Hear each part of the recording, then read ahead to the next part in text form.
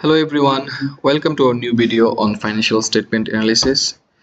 I hope you remember I posted a video last week on how to calculate return on asset. That means we did profitability ratios calculation. Uh, let's talk about liquidity ratio today. So liquidity ratio basically measure how much liquid fund or current assets you have to meet your current obligations. So the popular three methods are current ratio, quick ratio and cash ratio. Let's talk about current ratio and quick ratio today. So the formula for current ratio is current assets divided by current liabilities. So we have to know what is current assets, right? These assets are basically for short-term assets which you can easily convert to cash. So before going to the math, we have to learn what are the current assets. So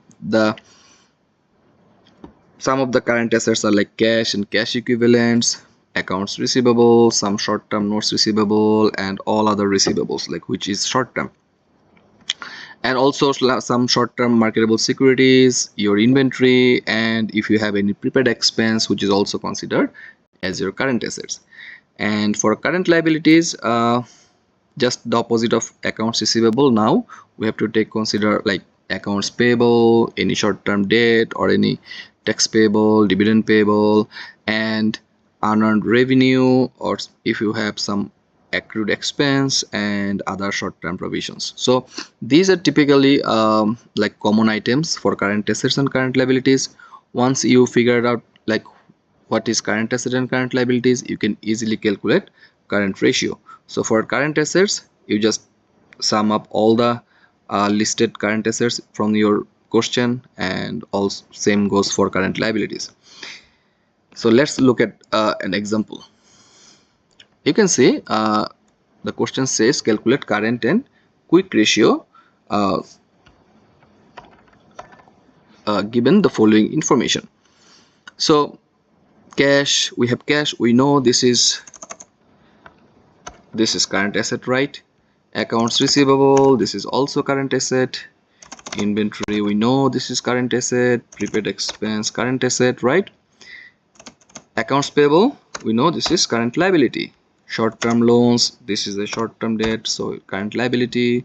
Accrued expense, you have to pay, so this is the current liability. So you have 1 2 3 4, these four are your current assets. So you just sum up all the current assets and you get your total current asset value, and you sum up the last three items, these three current liabilities, and you get your total current liabilities. Now it's very easy to get current ratio.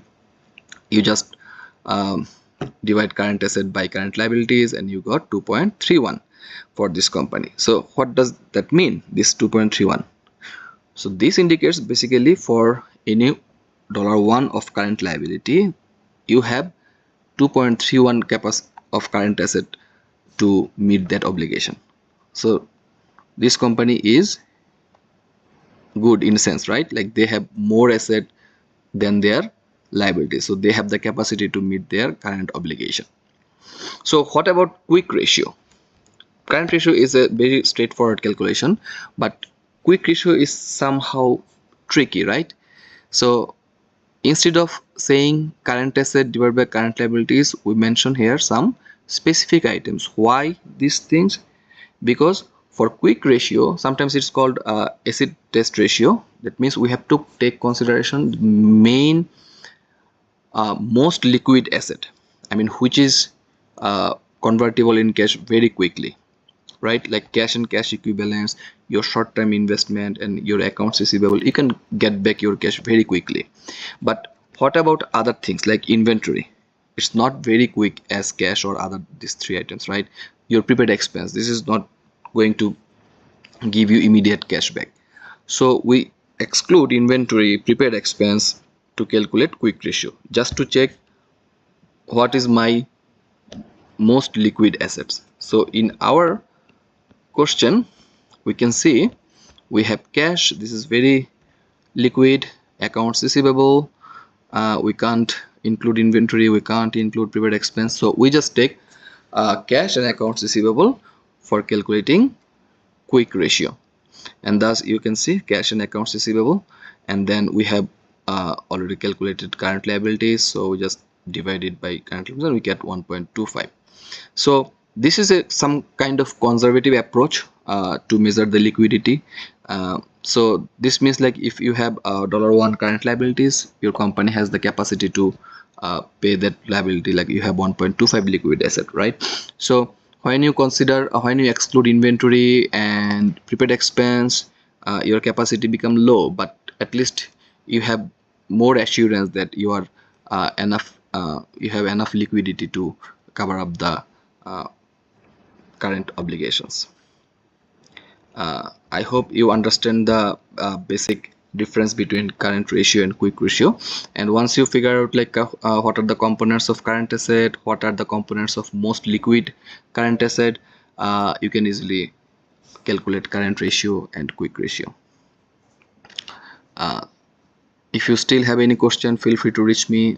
My email ID is isl15228@ttu.edu. Thank you all.